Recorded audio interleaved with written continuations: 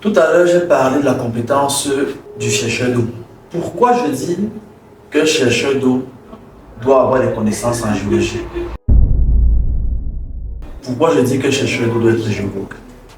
Je vais vous raconter une histoire. J'ai un de mes amis, un très bon ami, il s'est marié dernièrement.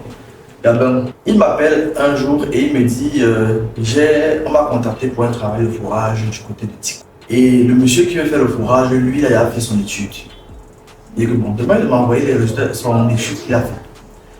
Il m'envoie l'étude et je me rends compte que c'est un ingénieur du génie rural qui a fait cette étude. Je lui dis que cette étude est à refaire parce qu'en temps normal, les données ne sont pas exploitables. Il me dit non, il a fait l'étude, que je dois seulement venir creuser. Que s'il y a un problème, il va s'entendre avec celui qui a fait les études. Il dit qu'il n'y a pas de problème. Je lui ai donné mon prix et il n'a pas accepté. On s'est séparés, bons amis. Ce travail-là, la personne va se reconnaître. C'était un forage qu'il fallait faire à la base du billes. Une base de billes qu'on a en création au niveau de Tico, au niveau de la station de pesage, quand on va du côté de Boya. Pourquoi je dis ça? Parce que Tico a une particularité. Nous avons dans le contexte du Cameroun 2 ou 3 zones principalement. Nous avons un contexte sédimentaire, nous avons un contexte rocheux.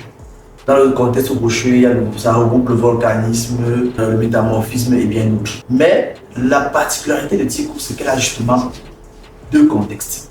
Elle a un contexte volcanique et un contexte sédimentaire. Quand on arrive dans la ville de Tico, à partir de la montée de la colline de Moutenguene, la géologie change. C'est comme si les laves du mont Cameroun sont venues là-bas.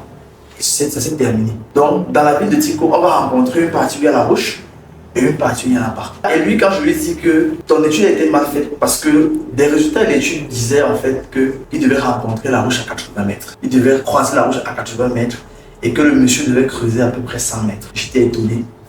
Et je lui ai dit que c'est pas possible, dans la zone là, il n'y a pas de roche. Et l'appareil qu'il fallait aller utiliser, il fallait utiliser un camion avec marteau fond de trou. Ce camion-là était trop gros pour aller faire ce travail-là. Surtout que les personnes qui avaient ce camion-là étaient très hésitantes parce qu'à l'époque, il y avait des troubles dans la zone. Donc, déjà, de par mon expérience, je sais que la zone-là est sédimentaire.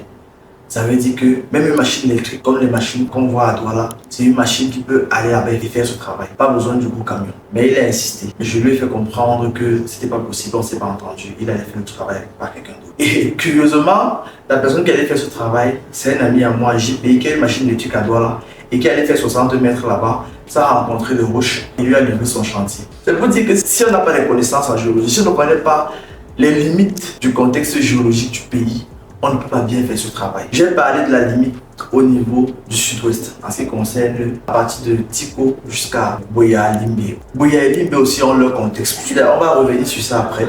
Mais déjà la limite dans cet intervalle, Tico a 2 faciès, un faciès sédimentaire, un faciès volcanique. C'est ça qu'il faut retenir en fait. Et pour le savoir, il faut être géologue. Et aussi pour le savoir, il faut avoir de la pratique.